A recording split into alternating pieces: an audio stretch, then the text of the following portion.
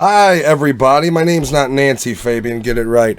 We're live, and this is the this is the Valentine's Day episode of the Nerdattude movie podcast. I'm Matt, as always, with Alex, Lewis, and Giovanni.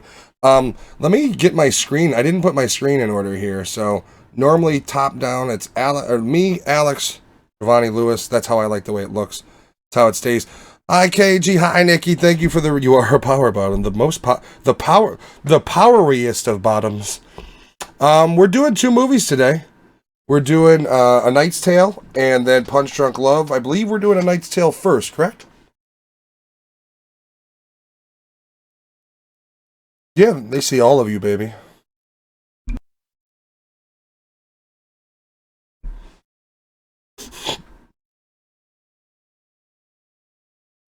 The problem is what is she going to do when you become one with the cats and rise up against her? I am Catman. Purr, my beauties, purr.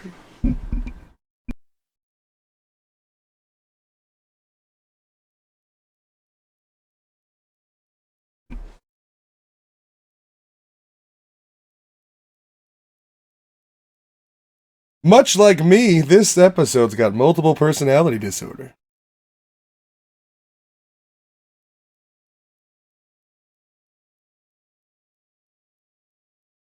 Is who muted? Oh, wait. You guys were muted. Oh. God damn it. What? No, I'm not. Now we're good. They couldn't hear what we said? No. Oh, I said a bunch of racist stuff, so that's okay. Whew. Jesus. That whole thing was just me. I was distracting, and I had you muted because I was like, well, it's only so many, R words we can do. Well, I'm not canceled now. So. Now, I don't think I was muted, so they did hear my big mouth, but I think you're safe. Great. You can continue to have your job. And everything you said about your wife is also not been heard. Damn, Good. Yeah, the kitty cat thing. Good. Basically, Yeah. Lewis has been kicked out of the house. His background is live. He's living with the kitty cats until he can eventually take over his wife. Stop disappearing into your kitty cats. No. Okay, so now that I got all the racism out of me, so we are doing two movies tonight. We're doing A Knight's Tale and Punch Drunk Love. And it's the Valentine's episode, so everyone except Nikki, happy Valentine's Day. God knows I wouldn't want to happy Hallmark. And if you you too? You too? What are you fighting against the corporations, man? I've already said why I don't care for it. I bought my wife a fucking big bouquet of flowers one year, and she said, "Why?" Because they die. And I said, "Excuse me, I'm not buying." It's pronounced bouquet. Okay, bukkake. But maybe that's why she didn't like them. If you're alone, wasn't there a massacre on Valentine's Day? Saint Valentine's Day. There's a couple. Yeah. There was one here in Chicago too for. But if you are alone this reasons. Valentine's Day, you can always touching yourself. Swallow a gut. No. All right. So the first movie we're gonna do is A Knight's Tale. But like I said, we're supposed to start with the happy movie. What are we doing? What happened? Thank you, Julian. Actually, she went a little shorter than I wanted to. So, once again, depending on the angle, this is proper dapper, and this is oh, don't look him in the eye. So, if you had a ponytail going, you'd kind of look like Slow. Yeah. No. The Slow the streamer has what I can only describe as the Christy Mack haircut, and it's just he needs to cut his hair. Slow, if you're watching, cut your hair. Please cut your fucking hair. But go. What are we watching? What's the first movie again? What have you guys been watching? I recently watched. Besides Bukkake? Resident Evil: Welcome to Raccoon City, which we will be reviewing. My hand keeps disappearing, so I won't go too much into that. But it was not good. And what else? What's up, Crash? We haven't really been watching much. My wife has gotten into the Queer Eye show on Netflix. A lot of people have. Everybody's talking about that fucking show. The newer one, right? Brought it back, yeah. It's actually revival. It's pretty good, and it makes me realize that I don't dress great at all because they all dress fabulous. You know That's what? it. I mean, what else is new? That's You true. know what I mean? It's like I used to watch the old. Is it the same guys or is it different group? No, it's That's disappointing. all different people. The old guys are probably dead. I don't know. Well, why would you say that? It was like 10 years ago. They were in their 30s. He said the same thing about Daniel. Hey, I had probable cause for that fucker. Go on. Anyways, who else? I haven't been watching much. I'll go next because I'm most important. Okay. I've been watching. That worked perfectly. I've been watching Always Sunny in Philadelphia. Been powering through that. It's great stuff. And then Matt actually showed me a deal for Ultraman, the original. So that now caused I issues own, in his relationship by sharing deals. I'm only missing one Ultraman series. I have 3. I'm missing the one. So I've been powering through the original Ultraman. Nice. I've fallen down that fucking rabbit hole of watching Chuck reruns. Not reruns, but I started watching Chuck HBO Max, reruns. and I'm already on like season 3 and shit. And I just started like 2 days ago. Is it my turn? That's about it. Yeah. I don't know. Jen and I what is Peacemaker? Peacemaker, right? Oh yeah, I did watch the first episode. I need to I'm starting that tomorrow. We got to finish the series or season tomorrow. Peacemaker, random shit, Archive 81, a lot of Top Gear and a lot of YouTube old wrestling shit. How are you liking Archive 81? You know what? I dig it. I actually just talked to Mike yesterday on this. It's slow, which I don't know. I dig, but if it's going to be slow, I need it to be that much more involving. And there are parts of that show that become slow in a way of like, if I'm thinking about hitting my 10 seconds ahead button on my remote, like there's an issue. All I'm saying. I don't know. And I think really about it like a lot during that fucking show. The podcast is pretty interesting too. Oh, I actually have also been watching an Always Sunny product, the Always Sunny Philadelphia podcast. If anybody watches that, it's great. They literally just watch an episode and discuss it. Oh, that's awesome. Oh wow. So yeah, if you're a fan of the show, it's Glenn Howerton and I forgot Mac, and then Charlie Day's been in a lot of them as well. Okay. But yeah, it's an entertaining listen. What about Demon Slayer or Attack on Titan? I don't watch either one of those. Anybody? I've seen both of them. Those are very anime, good. Right? Yeah. Attack on Titan, I believe, is ending. Who mentioned that? I don't have the chat. Crash. Crash just dummy. Get It's him not coming out. up on the screen. I don't know why. Get him out. Fabi. Get him out. He's out. Bobby. It was just up. I just saw it. Wait, you want me to ban him? Yeah. Ban him. Sorry, Fabian. Do it. Love you. He's gonna. A new person's gonna pop up. Not Crash. It's like no. We know that's you. Fabi 13479. Man, my favorite fucking name was taken. Nikki's got the red wine or the bourbon in one hand and the fucking band hammer in the other. She's ready to go to town. Nikki's gonna go to town on Fabian. Damn. All right. Let's talk about something about this movie. His beautiful red hair. Yeah, so The Knight's Tale. So this movie came out May 11, 2001. Whoa, that's 2 days before my birthday. Crazy. That's crazy. 132 minutes long, a budget of $65 million. And this movie did okay. Thanks, it made Jules. 117 million back. Something dirty. Something dirty. Yeah, for cast, if for some reason you haven't seen The Knight's Tale, it stars the handsome Heath Ledger, the late Heath Ledger. It also has Mark Addy of. It also has Mark Addy, who I believe is he Game of Thrones? No, that's not Game of Thrones. Yeah, he was Robert Baratheon. Yeah. Alan Tudyk. You have Paul Bettany. Stroke. It's Bettany. You have Vision. Yeah. Yeah. Paul Doesn't Bettany. Alan Tudyk have a new show on Sci-Fi where he plays an alien who's supposed to come? Yes. I think it's it's out for a while. Season 2 It's on its second season. Yeah. Okay. Yeah, and also our homeboy from Dark City is in this. Rufus. Dude, well, I think this movie is why Jen hates Dark City so much. Why? What? Because he's the piece of shit bad guy in this movie. He does play good piece of shit. I made that connection last night, and I think she lets this fucking dumb movie ruin that masterpiece that is Dark City. I have reasons why it's a dumb movie, to which I will go into.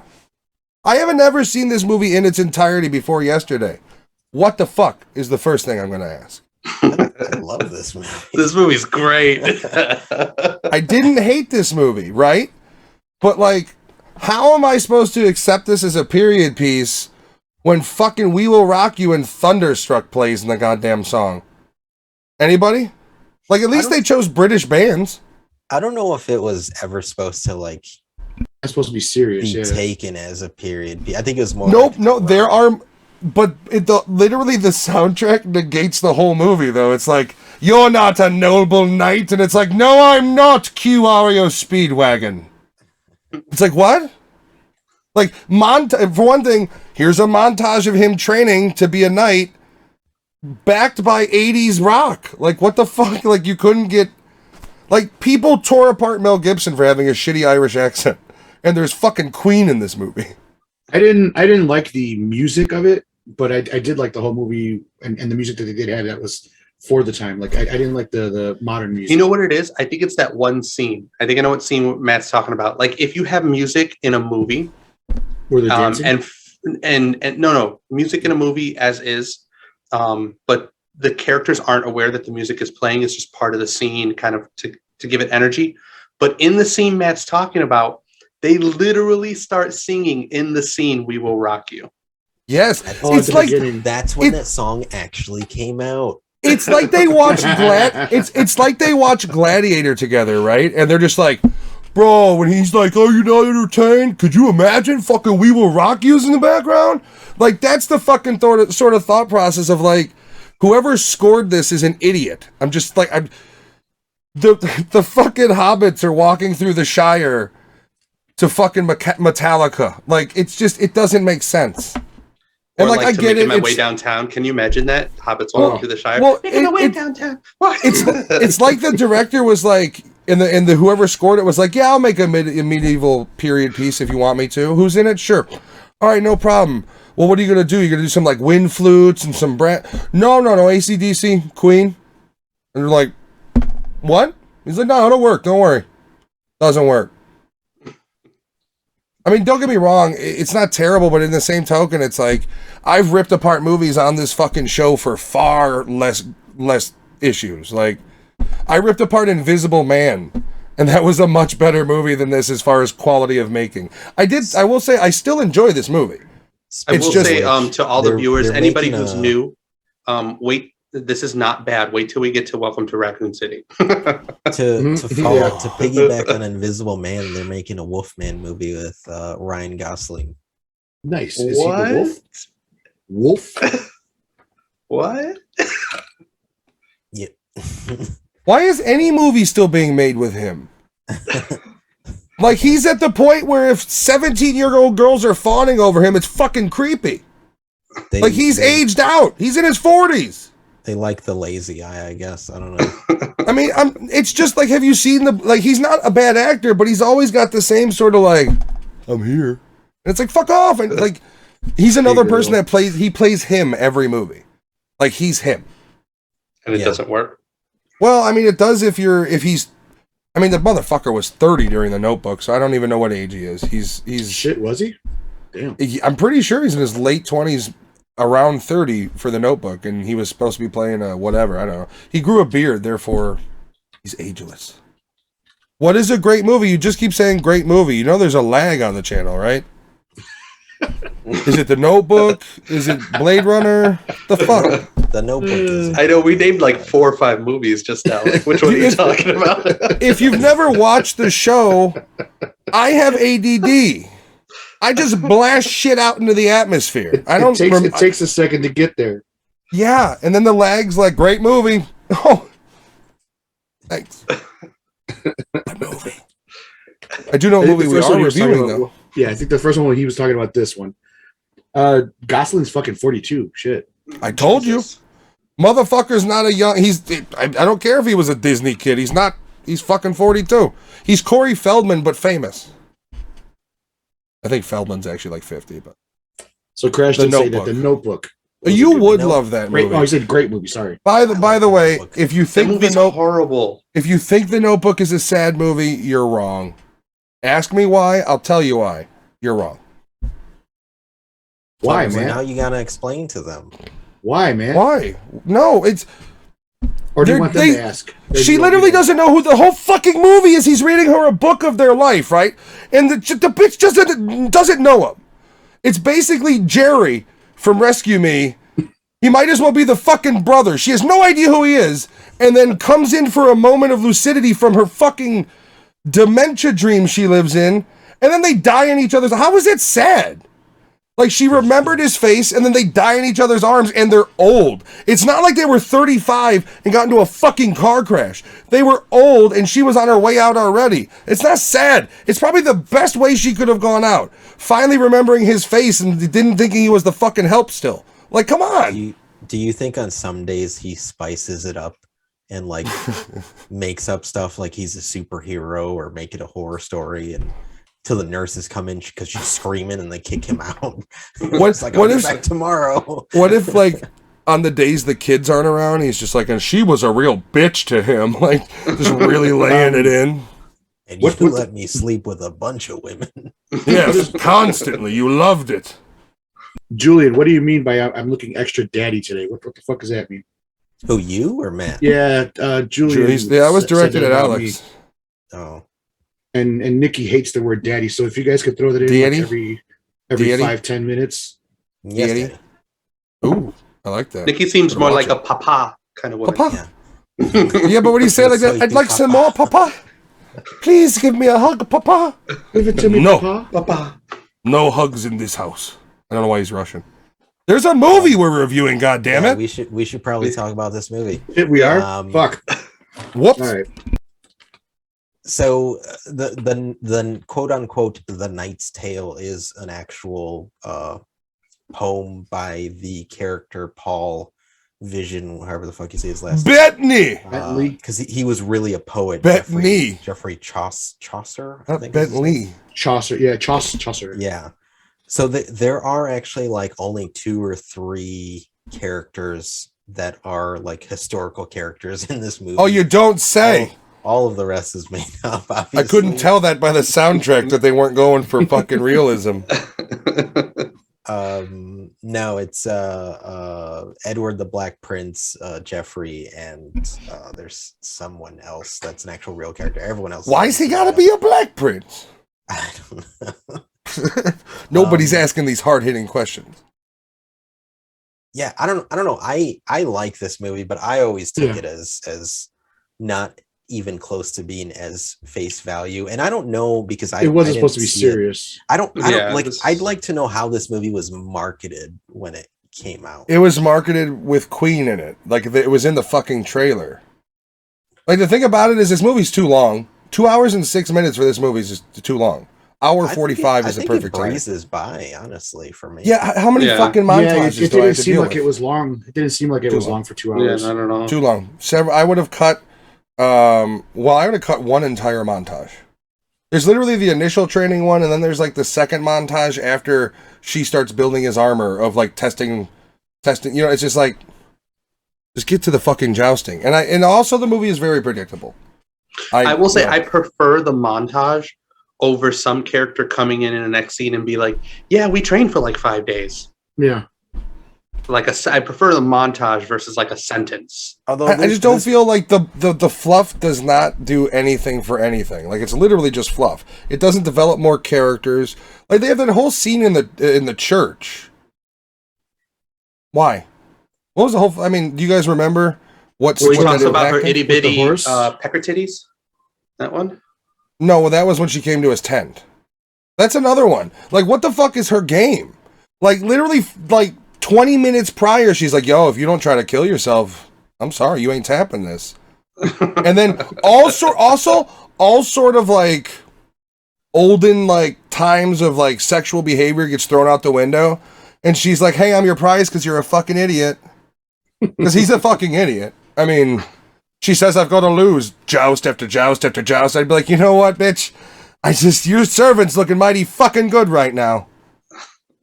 This was right after The Patriot too, so I wonder if I like like that the movie. studios were like, we like 10 Things I Hate About You, Yeah. Heath Ledger, we want him back, and he probably got thrown this movie.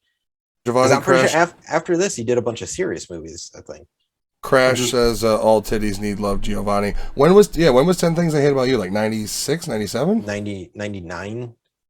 And this was And then what, 01? After, 01. After this, he did Monsters Ball, Four Feathers. Oof, that talk about Kelly. serious. Fuck. I agree, Crash. I remember the milkers are designed to Milkers. nuzzle your face, and the itty bitties have nipple competence. So we don't discriminate against any of them. Gotta love all them honkers, as I like to call them. Now we're calling them honkers and milkers. Is that official? Or are we gonna? Yep. We didn't discuss this before going live. I didn't know we were gonna use new terminologies for honkers and milkers and nipple confidence. I've never heard of nipple confidence before. Right now, My favorite insult to my wife is calling her a big-titted animal. Yeah. Oh wow. I said that to Stephanie once, and she Like, "Hey, fucking come left over for here, 2 you days. It was big-titted great. She left for 2 days. Yeah, she went. Sounds to great. mom's. It was hilarious. I Oh, just played boy. video games like all day. It was awesome. I mean, what else are you gonna fucking order in? I'm Sure, the Julie's marriage asking might be about over. his- But what about your what? Your milkers? I don't know. That's kind of your personal choice. I don't want to assume you're milkers. I think Mickey likes milkers. She likes milkers. Okay. Hubba Blues, is that another one? Are we just gonna go old school with it? Knockers, udders. Knockers. I don't. You guys- Why are we having this conversation? You guys Weird brought it up. conversation. Have you guys seen that video where the guy's like, "My wife told me she's divorcing me," and she's like, "No, I didn't. I just said you can't touch the girls because I'm wearing a white shirt." And he's like, "I bought that shirt and I bought those girls." Hop in whose chat? Everyone's topless with baby, and of course you would. You're like a dog. Stay on your leash. Anyways, all right. So this movie is a dumb, goofy fucking movie. There's the problem is like, for me, there's a little bit too much of the like, they're gonna fucking end up together. And the other thing is the movie kind of presents other women in the whole like, ooh, who's this one gonna end up with?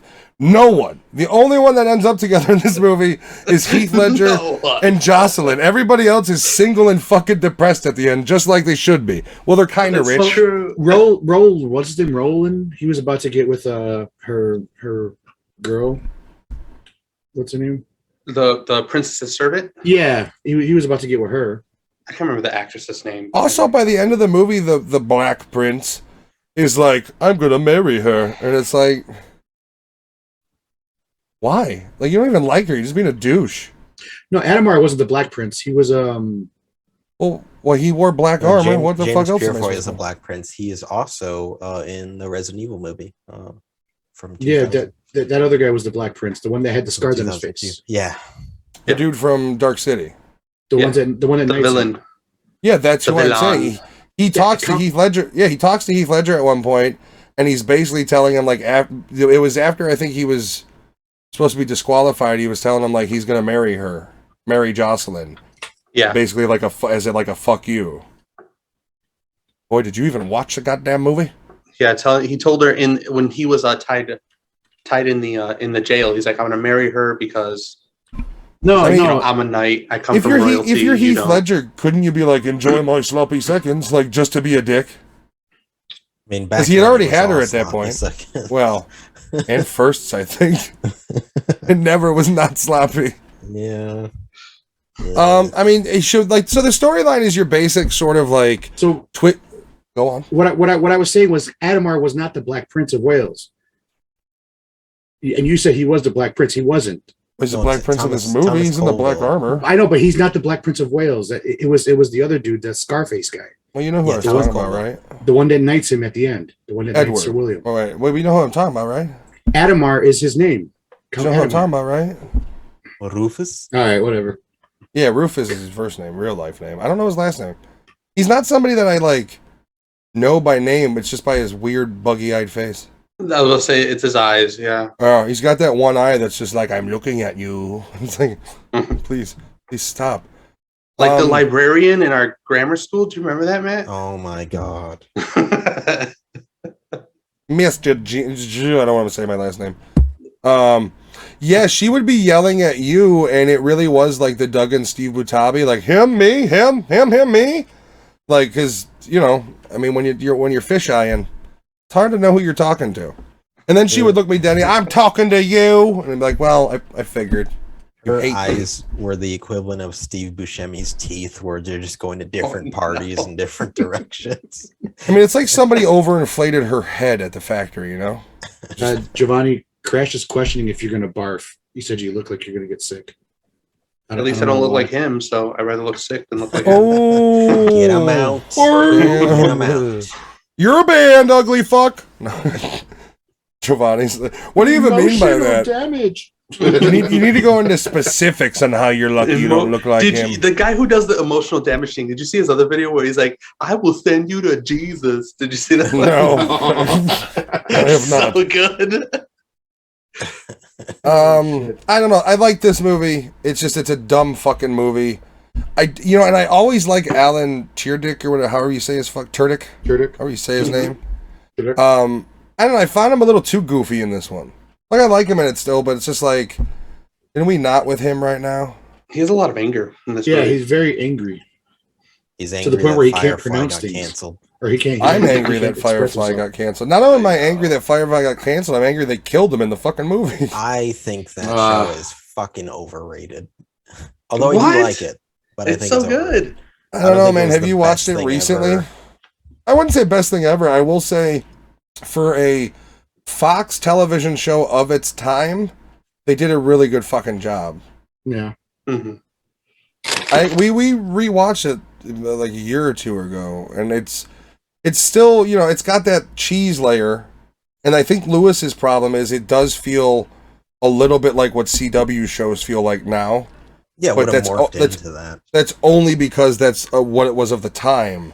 But the fact that you have like all of the curse words are in Chinese, shit like that. It was cleverly written. The movie I think is really good. I don't like how they ended everybody in it. Yeah. Well, there was supposed to be 2 more movies after that, but he ended up doing Marvel instead. But how do you do 2 movies after that when you killed like 3/4 of your fucking cast? Yeah. What you drinking, Lewis? Oh, I don't want to say brand names because I don't want us to. It's a frothy beverage. It's Nerdattude water coming. Oh, here, I'll show you the label. There it is. There you go. Yep, that's it. Nerdattude water, by the way, has it's covered by this cat. 60 grams of sugar. Matt's going to be selling his bath water soon. That'll be up on the site. Yep. On my store, there's going to be bath water and jarred farts. So I was going to say farts in a jar. We got Nerdattude. Yeah, no, normal people are going after NFTs. Me, jarred farts and bath water. I think that's the way to go. Only on my OnlyFans. You got to order them from there. Bubbly. You got to order very bubbly. Oh, they ain't a sponsor. That ain't no bubbly. That's some sparkling shit. No, you have to subscribe to OnlyFans where you can get the link to your Patreon to order them. Yep. You can only get it if you subscribe to the OnlyFans. I throw in a few. Fans, though, it's Underdesk where we install the cameras. I throw a few stickers in with every jar of farts for free. Oh, geez. I want to give back to the fans. God forbid that jar come cracked in the mail. Oh, I'm not an unlimited. They're gonna think it's one of those fucking mail bomb things with the fart spray. What the fuck is in this shit? It's potent, isn't it?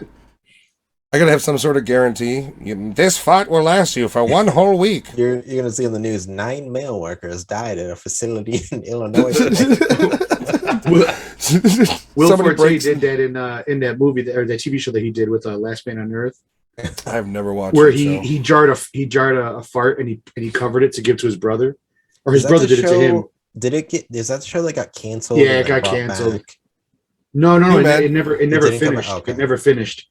Can you imagine like somebody's breaking into the home and like the only thing they can think of is grab the jarred fart? They open it. It's like, oh, what the fuck is that? Is that tear gas? And they run away immediately. Perfect. Buy one of my farts for self-defense is what I'm saying. I'll even do little plastic jars you can put in your back pocket instead of mace. Just, here you go, and you break it, and it's just, dear God. And then we're working on the scratch and sniff Snickers. So you're gonna have to fart in Ziploc bags. We probably can't get glass. No, actually, you know what I am working on is stickers with QR codes on them. Oh, that's a good idea. Yeah. With scratch and sniff, what would be your scent, Giovanni? Yeah, what would be your scratch and sniff scent? Jelly bean. Probably vomit. Oof. Because I'll catch people off guard. Okay. All right, so you're just wanting like a scratch and sniff sticker to stump someone? Yeah, that's about it. There's no other reason to have one. What about you, Anthony? I don't know. Like, is the point to like alienate our audience and have them never purchase something from us? Alex, you? It'd probably be vanilla. I don't know. What a generic cop-out answer. No, because I have that, what do you call it? That, oh shit, what is that? That fucking... Perfume. No, the bath fucking shower body spray shit. Do you not buy... The Axe. I have the vanilla Axe shit. Do you not buy... You want to be known by Vanilla Axe? That's your scent? Like, really? It smells good. All right. Are you the type of person that doesn't... Like, I know my grandfather's like this, but do you buy only like plain vanilla scented candles? No. I don't like the candles. Those things smell fucking nasty. In my house, we only buy the Jesus candles. The Axe body spray actually smells good though. No. But I'm saying, when you buy candles, do you buy regular candles or scented candles? I don't buy candles. My wife buys candles. Are lovely. That wax shit. I don't like that. You go to Walmart, $5. It smells somewhat like what it says it does. All right. Nah. I'm not a fan of the scented candle things. So you would buy the non-scented if you were to buy candles then? If I had to buy them, yeah. You do the Bath and Body Works candles. They are the best. Do you just not like scents?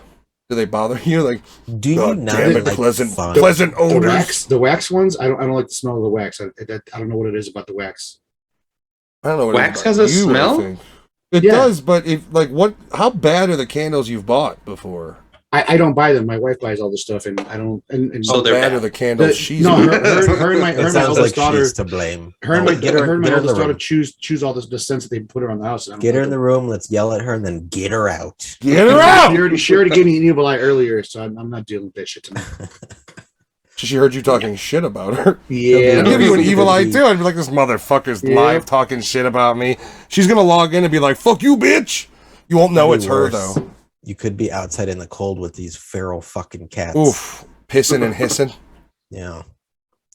Anyways, we should probably talk more about this movie. I mean, what's there to say? You got the fucking uncharacteristically handsome guy. You got the uncharacteristically beautiful woman. Plus the other people who aren't ugly. And nobody talks about how bad anybody stinks, which is also unrealistic. They all must stink. Maybe not the guy in the black suit, Rufus. Rufus the Doofus is what we'll call him. We should probably just rate this movie.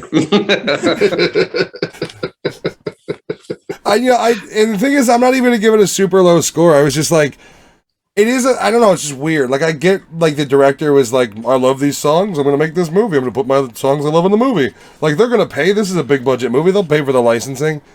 But in the same token, it's just like, how many random late 70s, early 80s rock songs do I have to hear in a medieval times movie? Oh, you're not entertained, we will. And I mean, even Gladiator was more crazy with that shit. Giovanni. Crash is giving it 3 Chicago dogs already. He's jumping the gun, but that's his rating. Everybody, if you've never watched the show, we are from Chicago. We do Chicago dogs out of 5. Sometimes we do the delicious Christmas dogs. These gentlemen love them. Various recipes, fruitcake with icing inside, I believe, and candy canes with the little crunchy gumdrops for texture. Delicious. These guys don't know what to talk about. Fucking disgusting. But with an eggnog dipping sauce. But anyways, God. I love eggnog. Fuck you. One of Matt's multiple personalities is a crackhead chef who doesn't use any normal products. I'll tell you how to make a meatloaf with Doritos and some straws. And some toilet water. Yeah, no, we do Chicago dogs out of 5. If you've ever seen Knight's Tale and you want to give your rating, Crash is already a 3. What would you give a Knight's Tale out of 5 Chicago dogs? If you've never had a Chicago dog, traditionally all beef hot dog, pickle spear, relish, mustard, celery salt, sport peppers, basically. Onion as well, with tomato. No ketchup, obviously. That is a Chicago dog. Get them out. Get them out! If you prefer a Maxwell Street dog, as Jen has said, that is basically, it's either an all beef hot dog or you either do the Polish mustard, grilled onions. Grilled onions. You can do sport peppers if you want on that as well. But yeah, if you want to throw your rating if you want your catsup, you got to get the little packages. Put it on your catsup. Basically, out of 5, what would you give it? Do you guys want to start that rating process? Yeah, I'll go. I like this movie. I've seen this movie a lot growing up, and I don't know. I didn't see this in theaters. I think every time I watched it, it was just on HBO or whatever. Channels or something. Yeah. But it was one of those movies where, like, whenever it was on, like if I caught it, I would sit there and watch it. Same. And I was always a big fan of Heath Ledger, and Alan Tudyk, and Paul Vision, whatever the fuck his last name is. But yeah, no, I agree. This movie does have a lot. Bettany. It's Bettany. Does have a lot of flaws. Not Seawall. In trying to decide, like, if it's gonna stick to a period piece and be sort of comedy or get all wacky. And the music they use is kind of just like a lot of it, even for the time, it's like, all right, it's a little heavy handed. Yeah, no, this is probably a 3.5 out of 5 stars for me. I want to hear what you have to say, not Giovanni. Oh, I was going to give this a 4, but because of the modern music that they use in it, I'm dropping it down to 3.5. But I really do like this movie. I watch it like Anthony said all the time when it shows up on TV. If I'm flipping to the channels and I see it, I get stuck on it and I watch it. And I laugh a lot. And I also watch it all the way to the end of the credits because there's that whole fart competition at the end. and the girl who's the armor, the blacksmith, she has the fucking loudest and longest fart out of all of them, and it's fucking hilarious. That turn you on? No, it's just funny. Yeah, they cut the scene. That was extended by 2 minutes where they ate her ass out, but then they Jesus. Wow. That was literally a Knight's Tale. 3.5 dogs for me. That's so cool. Giovanni, you go ahead, you sick fuck. I love this movie. The music down to the story. I would rate it as a romantic comedy. Yeah. I'm guessing that's how they marketed it, as a romantic comedy rather than a period piece. But I will say that the it wasn't supposed period, to be serious. I do agree, but there are serious parts to it. And I think the serious parts are heavy enough that, like, it teeters. Well, I mean, I'm going to argue with you that dramedy then. Like, I'm going to argue with you when you say it wasn't supposed to be serious, right? Like, I will say the overall tone wasn't that of a drama, but when you have your main character, basically when he comes across the villain, he almost dies because the villain cheats and tries to kill him. You have so much of the romance drama in it. I would say it. I would argue that they went for serious, and because the movie's so tonally imbalanced, it doesn't. It's like, oh, these are just parts of the movie. These aren't serious parts. It's just we need to get to the funny, and that's the problem with the movie is it doesn't know what it wants to be. I agree, which is why I'm going to rate it a 4 because I love this movie. Can I lower my score because of the cut ass eating scene? No, I don't like it. Come here, blacksmith. All right, I'll go. I'm going to give it a 3. It's labeled as an action adventure movie, which really it's neither. I'm going to go 3. Not a bad movie. I do feel it's a bit long. I'd say shave 10 minutes off it. I don't think this movie has any business going above 2 hours. This type of movie doesn't. I mean, fucking Braveheart was like 2.5, and people said that was too long. Come on. It's fun. Braveheart. It's a Heath Ledger you know, it's his early work, so you're getting dreamy Heath Ledger. This is clearly pre-Joker. It's good. It's fun. The cast does what, you know, they all do well. Jen hates Dark City because of the bad guy, which pisses me off. So I think maybe I lowered the score on that one. She did say earlier that she said it's because it's weird. You know what? She likes Looper's a weird movie. She likes that movie. Tell me Looper's weirder than, or not as, Dark City's weirder than Looper. I do like Looper is a bit of a strange Looper's movie. a badass movie. Weird. I mean, it really is. It's fucking awesome. But yeah, so I'll give it a 3. I mean, I don't hate it, but I don't love it. It's not going to be a movie for me that like I throw on to as a comfort movie. I'll tell you that much. Yeah. All right. You guys, do we need a quick break, or do you want to plow right into the next one? Looper has Joseph. Looper has Joseph Gordon-Levitt in it. Alex Bladdercheck. Bladdercheck. Good. All right. We'll just need some more ice though. But let's go. That's why you have children. Mm-hmm. Let me go wake up my 2-year-old because I want another drink. Ringing a bell. This is my ice bell. You know the tones. He's got little different bells on his desk. You want to jump into the second one? No, don't restart. Jesus. Uh-oh. My computer was about to update right in the middle of this shit. Come on. Was it going to update your Elder Scroll files? No, it was going to update itself. I have warned you about Skynet over and over. What is your problem? As long as Skynet has giant tits, I don't care. It doesn't. It's anger and violence that Skynet brings. Nothing else. Don't be fooled by the robot titties. It's all a charade. It's all a ruse. A charade. A charade, yeah. Charade. A charade. It's a charade.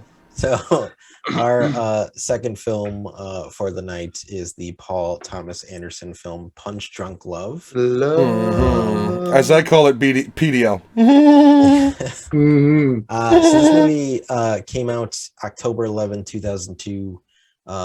Runtime of 95 Nipple minutes. confidence. Budget was $25 million. This movie failed terribly. 24.7. Wonder why. What does that mean? Has Alex is gonna be like, "Oh, I don't like this movie because there was some wind blowing outside and this tree branch was hitting my window." So it's bothering me. It's got a very tight cast. Like the main cast is like 6 people. It's Adam Sandler. You have Emily Watson, Philip Seymour Hoffman, Louis Guzman, Robert Smigel. That's a bad name. Smigel. It's Smigel. Terrible, He's Smigel? No, it's Smigel. He's the guy who does the comic The Insult Dog. Yeah. Oh, okay. Robert Smigel. Smigel. And Mary Lynn, I don't know how to say her last name, but she's in It's Always Sunny in Philadelphia as Gail the Snail. Yeah, so if I had to make an analogy for this movie for someone who hasn't seen it, this is what it's like to have an anxiety attack. Yep. For 95 minutes is essentially this film. So when Steph started watching this movie with me, and there are scenes in this movie where you're following Adam Sandler's character, and clearly his anxiety is building, and they use the entire surrounding area around him and the music and the fucking music that was driving me nuts. It was driving her crazy too. And then I explained he's freaking out. He's having a mental meltdown, and this is what it's like. And she's like, "Holy shit!" Like the light bulb went off in her head. That's the thing that nobody talked. And I didn't. The whole time I've been mentioning that we were doing this movie on stream, I didn't mention this on purpose. The truth of this movie is, it is a character study for somebody who's mentally ill. It's somebody like Lewis. It's somebody like myself who has deep-rooted anxiety. Who, whatever, you know. For one thing, he grew up with all sisters. People don't know us, or you'd be like, "Did he just call Lewis retarded or something?" No, I do. I have bipolar disorder, and this movie is like, for example, not to cut you off, Matt, but if you watch this movie, you totally did from the start of the movie, as soon as it opens till you get to the dinner scene, the score just kind of goes and goes and goes, and it's literally like having an anxiety. It's got that like all those It different. makes you like when as soon as it starts, it makes you uncomfortable. Well, you know what it is, right? You're like, why is this here? That's like the audio sensory element of it, where it's just Mhm. like as the more and more he gets sucked into his, and I can relate to this, the anxiety attack, the depression, the outside world starts to ripple. It's almost, if you have bad anxiety, and I've been open about this on the stream, we've been open about this on the show, very open about it.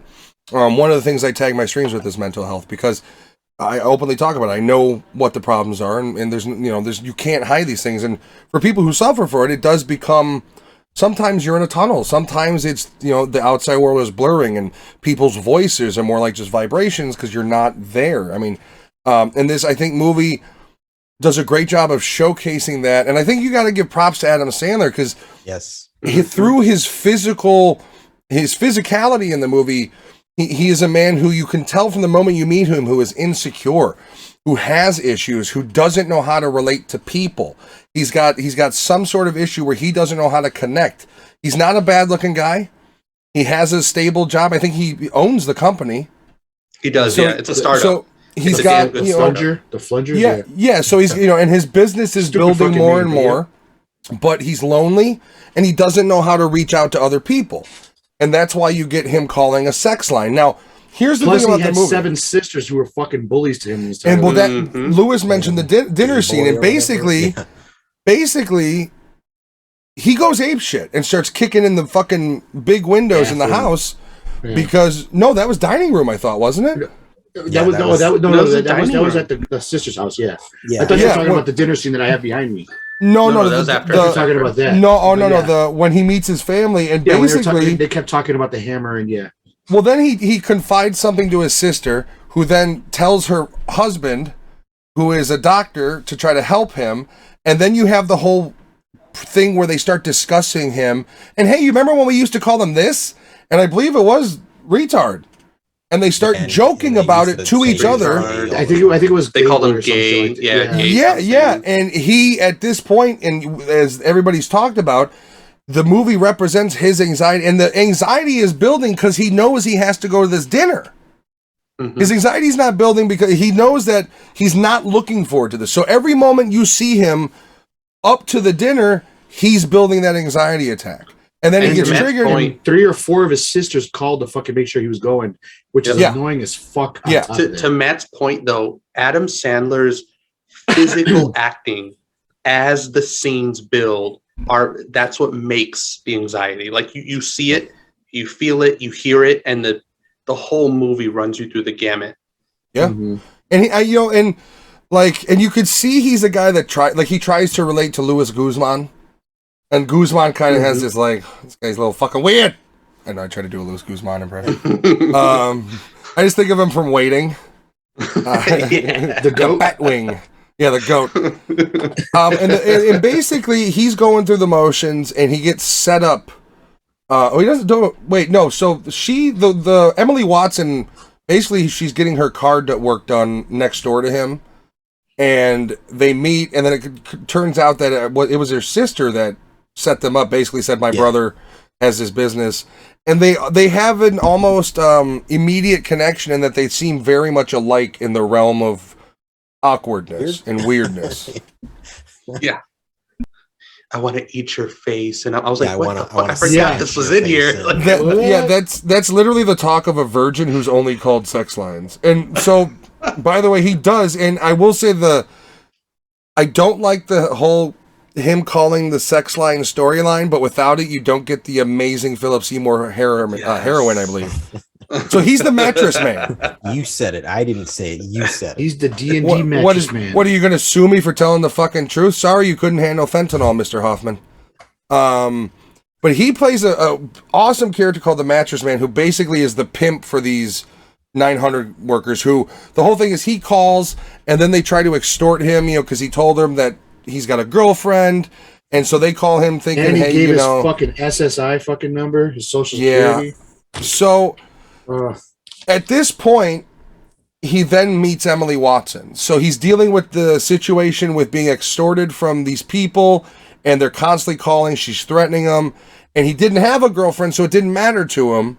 but now he's meeting Emily Watson, so now it is kind of putting and the whole time it is a situation where if you would fucking explain something to somebody, it wouldn't. She'd be like, "Oh, well, let me help you then," because she wouldn't care. They weren't dating. Why would she give a fuck? Yeah. But once again, him being the awkward character he is, there in his family, there wasn't like, "Let me explain to you what's going on." It was hide in shame in my room so my sisters don't pick on me. Yeah. They were nosy too. They were like, "What are you doing? Oh, What's that for? yeah. What's This movie does Yeah. do if you are like a cinema guy,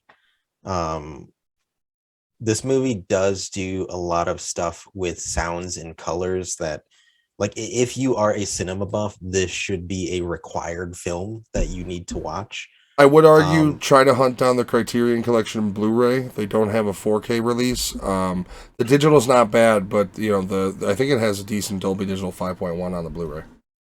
Yeah. Because I mean, if you watch the movie, you notice a lot of anytime the girlfriend comes in, you start to see reds in bright colors, almost like a representation of his It's hope. action.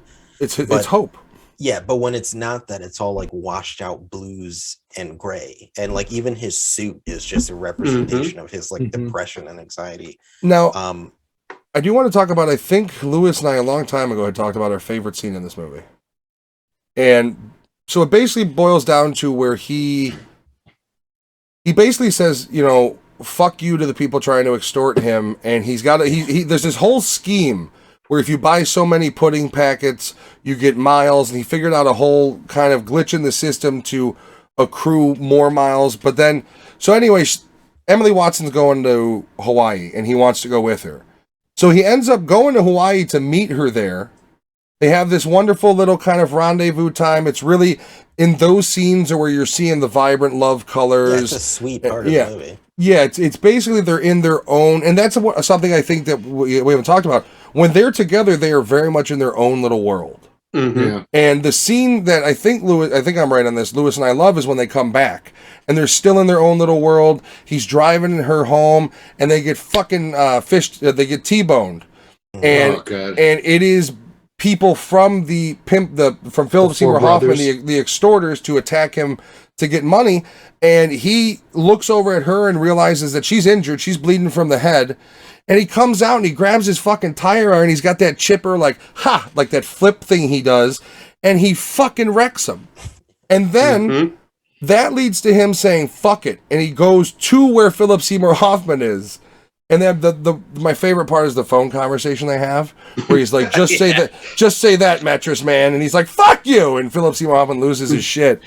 And he literally just disconnects the phone and gets on a plane, and the next thing you see is he's in front of the mattress store and he's still got the fucking phone in his hand. Yep, still has it in his hand. But it's that scene is so important because it goes to show as you're watching the movie, in Adam Sandler's character's mental illness, Nikki. The parts where you notice that things are important to him, he takes to heart. He protects them. He's worried about them. And that point flips a switch where he's like, I care about this person.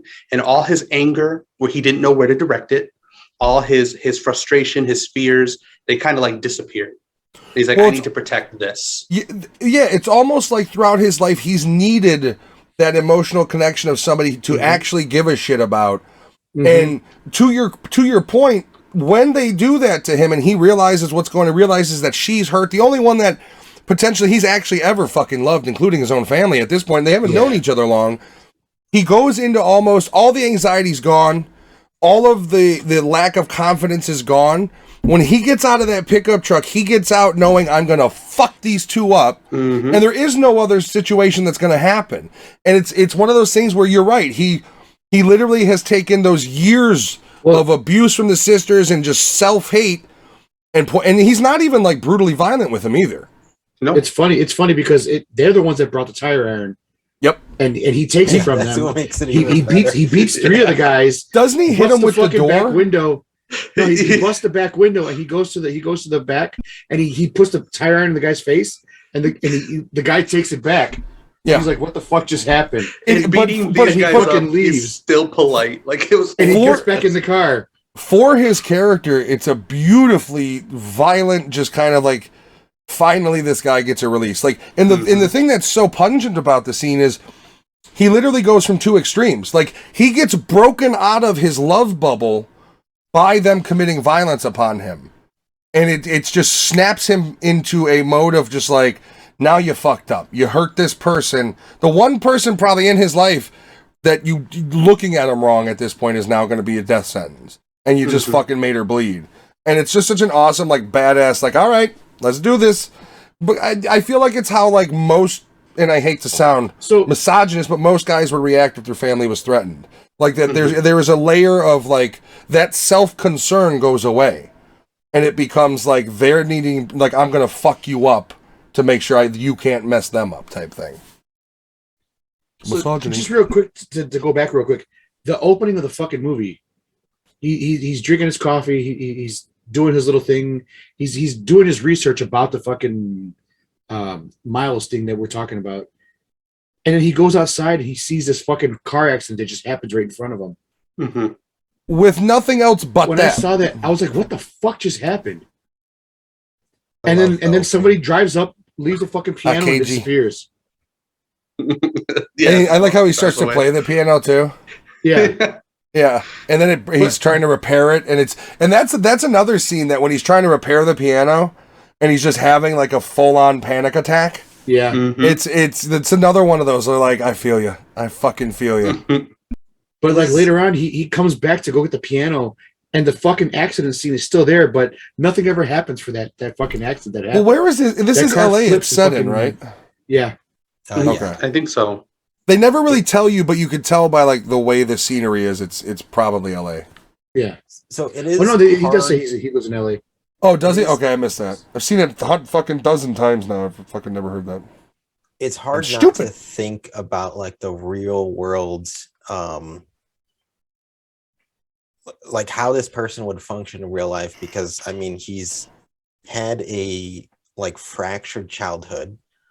He's clearly had pent up anxiety. He's the first time he mentions seeing a therapist or psychiatrist, he's an adult, and it makes me think talking like to a dentist.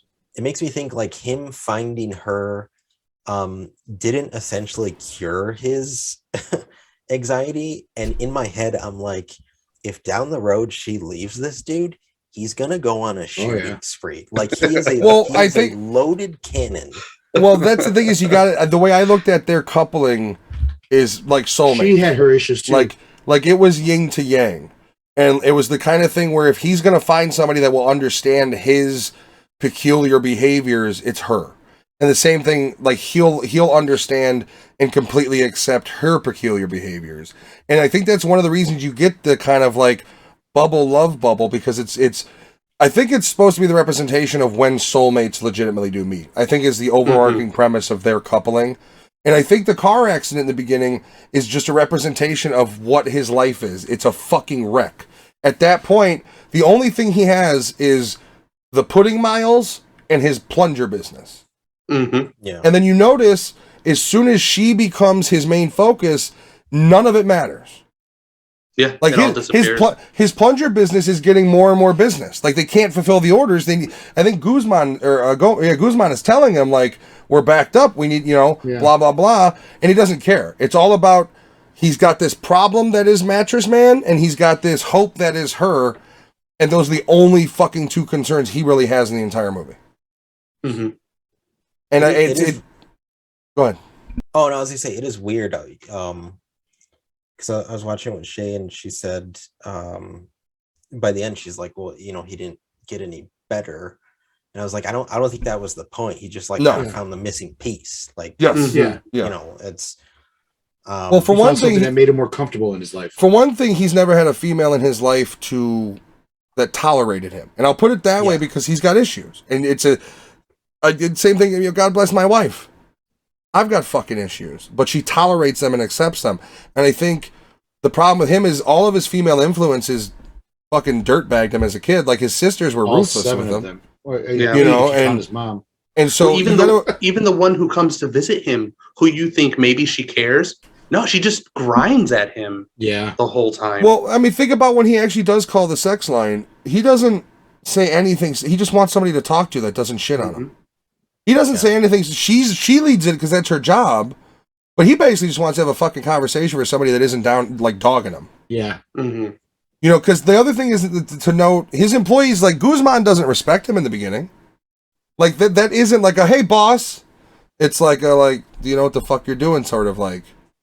And, well, and even so, his response to the suit, it's more like, why the fuck are you wearing that? Like, it's... Yeah, and that's the other that's the other thing is the suit's new, right? Which means the point you see him is the first day of him trying to change his life to a different direction. Mm-hmm. That's him restarting. So the fact that he's restarting, trying to do better, and then he goes to his sister's house and gets fucking shit on. And it's like, to his credit, he owns his own business. He employs people. He's not an addict of any kind. He's a weird motherfucker, but he doesn't do harm to anybody. And they treat him like he's fucking, like, what are they doing? I mean, frankly, they're housewives. They don't talk about their careers, yet all they do is shit on him when they meet. And it's like, me, I'm different. I'd run my mouth back. I'd have been like, hey, you remember that time you had that abortion? All the ugly would fucking come up. Hey, you remember when you got pregnant, you didn't know which dude it was? All of it. I wouldn't have held back. Fuck you. 7 of you on one? No. Every dirty little secret would be, you couldn't power wash the dirt, I would fucking say. Yeah, just wouldn't have showed up to the fucking party. That's the other thing. And I know Alex, and Alex would have been like, yeah, he'd have been on the phone, every sister that called, yeah, no. And he would have meant it. Like, Adam Sandler's kind of like, yeah, I don't think I'm going to do that. I'm like, come on, you pussy, basically. Alex would have been like, you know what? I'm going to be with Brenda tonight. Who's Brenda? I named my beer now. Like, that's what he would have, you know what I mean?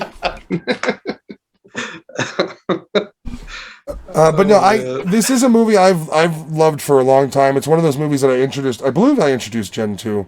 And it is one of the few. It's a romantic drama, really. Mm-hmm. And it's one of the few that I think you can watch, and it's an adult romantic drama. Like, Yes. It's not one of those ones, A Knight's Tale is not an adult movie. And I think maybe that was my point when talking about it. It's not. It is a movie that you go to the theater, you can bring you can bring your, 13-year-old, you can take your wife to it, and then you forget about it 20 minutes later.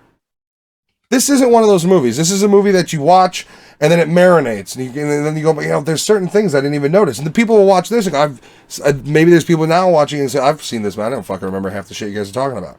Go revisit it. I mean, seriously, please. I love this fucking movie. I've had every version you could have. 01. No, I'm making the joke because you. Never mind. It's a joke.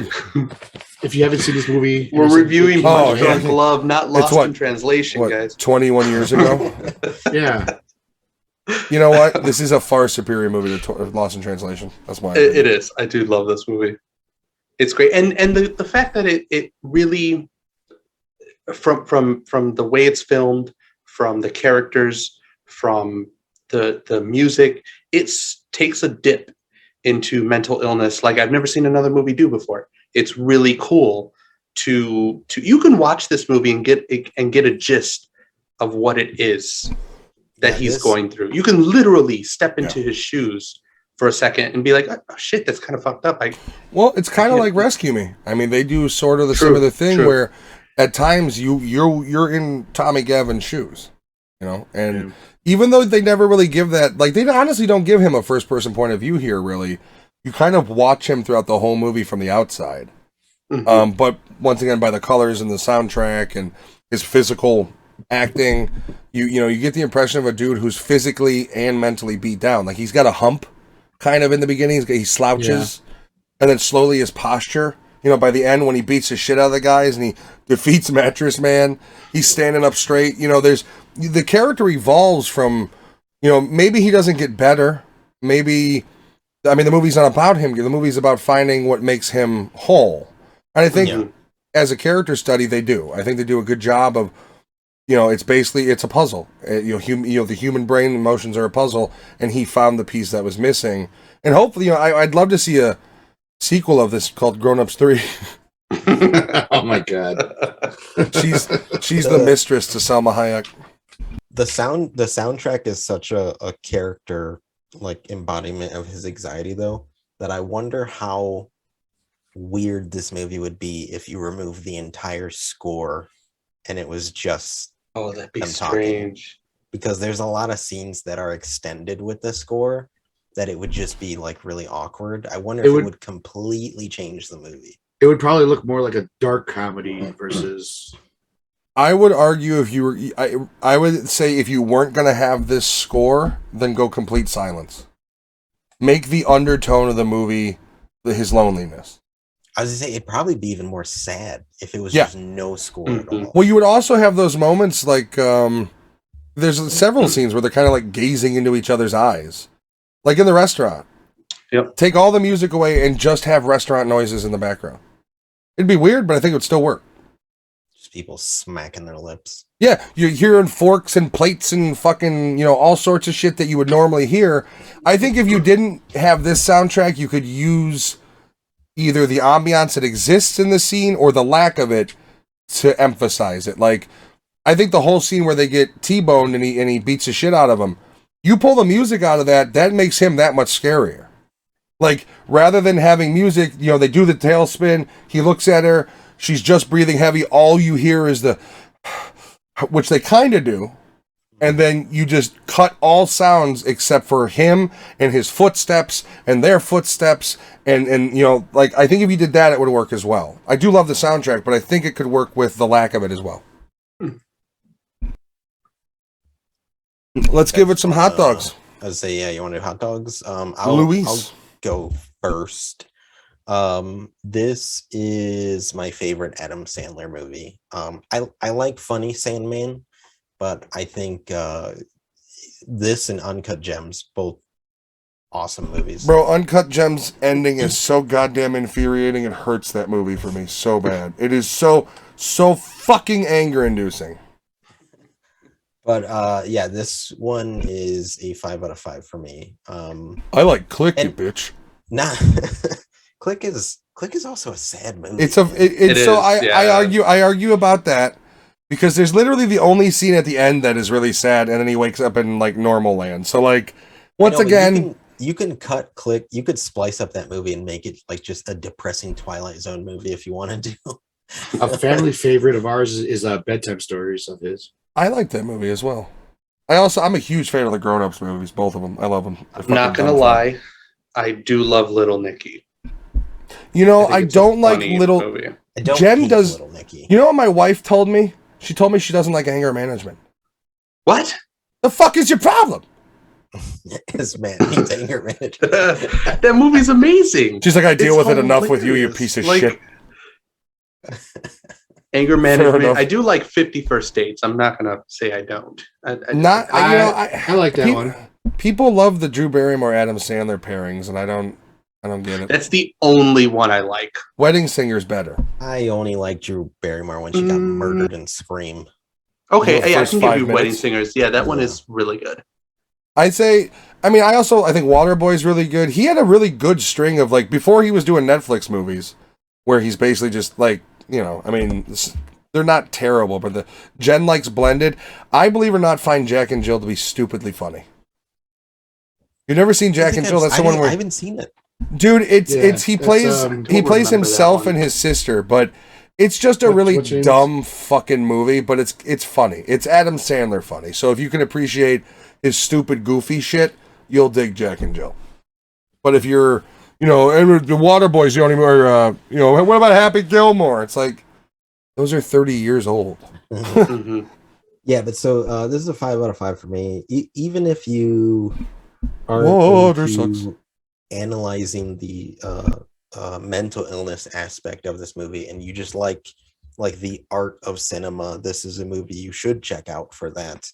And also the whole cast does a really good job. Adam Sandler, Philip Seymour, Heroin does a good job. So 5 out of 5 for me. Go check it out. And it's if you have HBO Max, it's on HBO Max right now.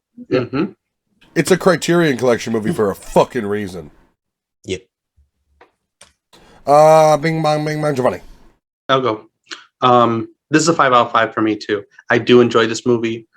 This is up there with this is top 3 for Adam Sandler movies for me.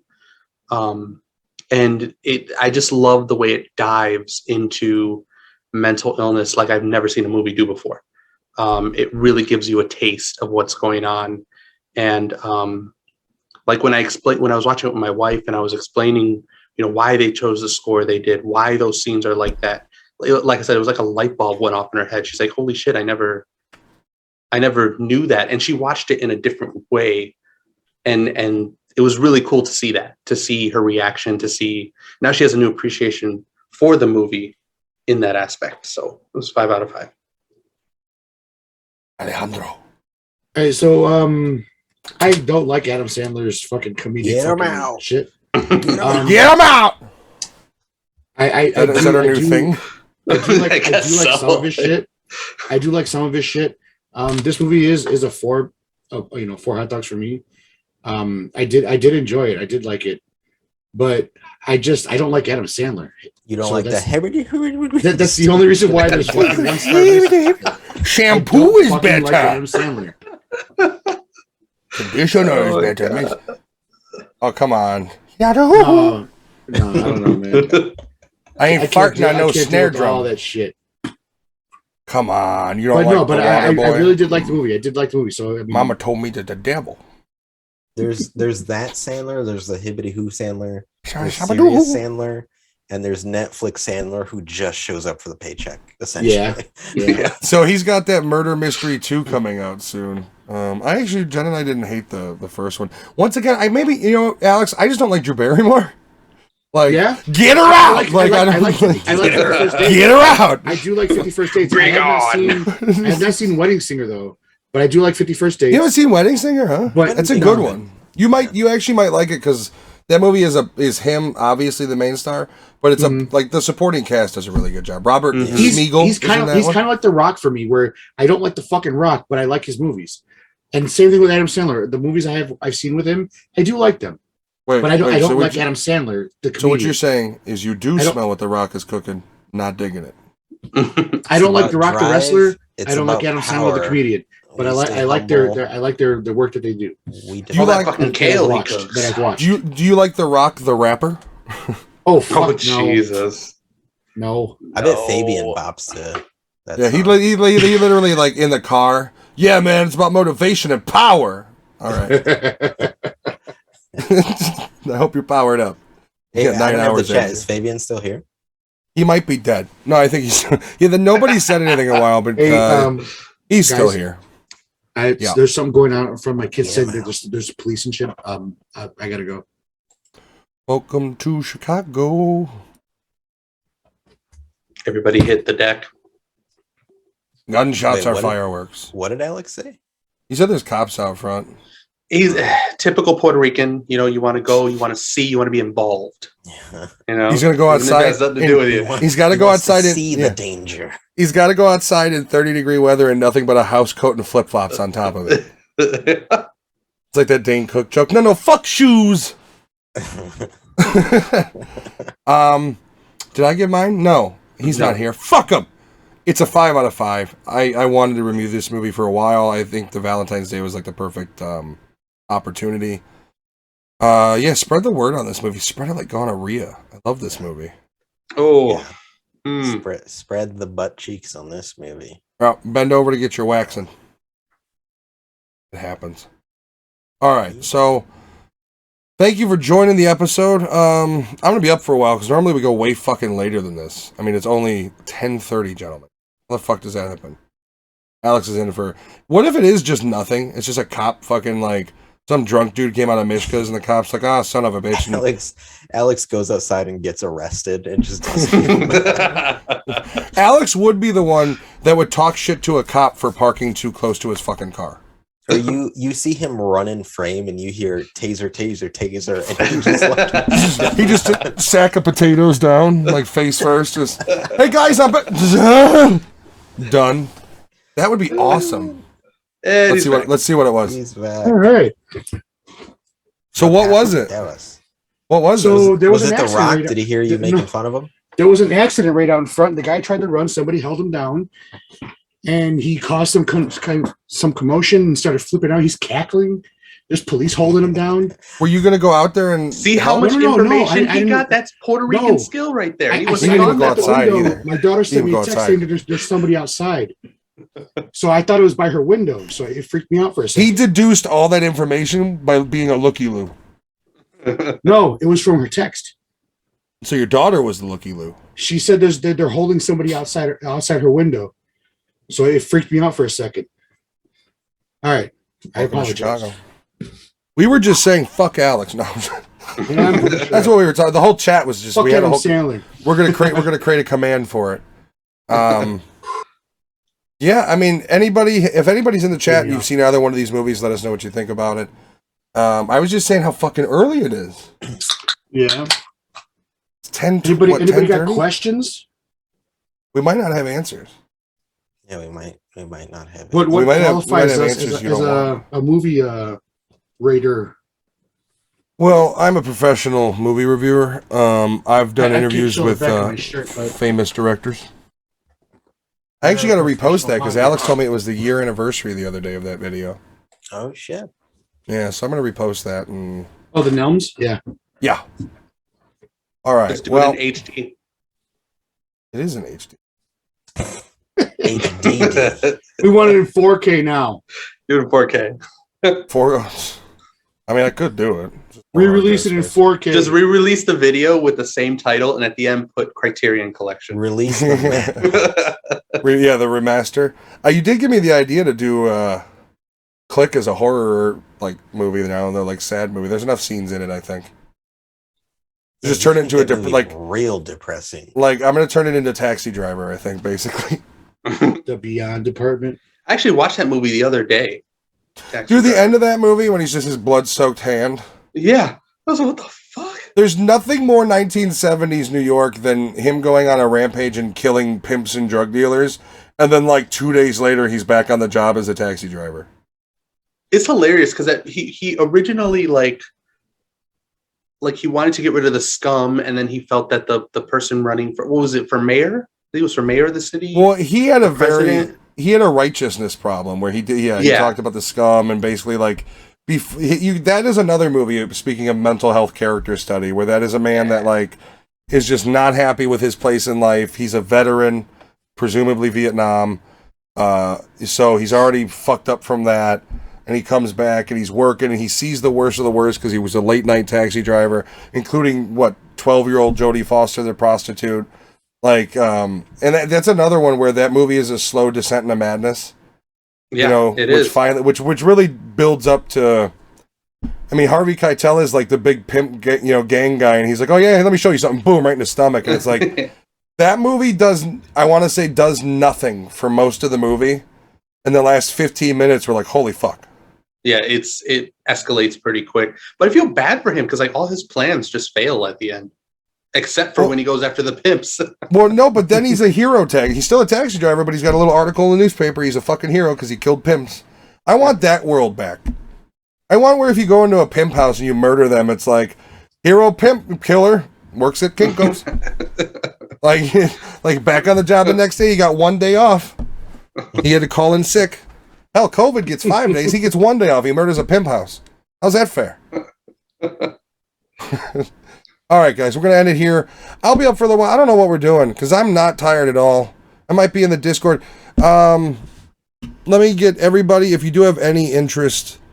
Oh, no, Discord's starting. If you have any interest, I'm going to drop a link in the chat real quick. Join the Discord. I'm going to drop a link to Nikki, who is my streaming partner. She was on earlier. We were streaming together before that piece of shit game crashed my system. What game were you guys playing? We were playing golf with your friends. What game were you guys playing? We were playing golf with your friends. What game were you guys playing? We were playing golf with your friends. What game were you guys playing?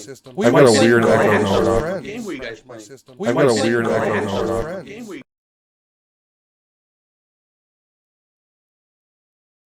I don't know what the fuck just happened. I don't know what the fuck just happened.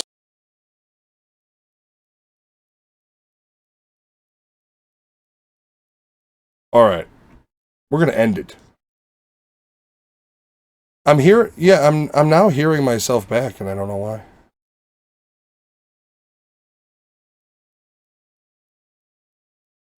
Yeah, but It doesn't make any sense. Anyways, let's sign off. I'll probably be in Discord hanging out for a while. Thank you everybody for watching. Sorry for the infinite loop. Yeah, it's fucking annoying me at this point. What the fuck? Have a great night, everybody. I will see you Monday at the latest. Bye, everybody. Love you.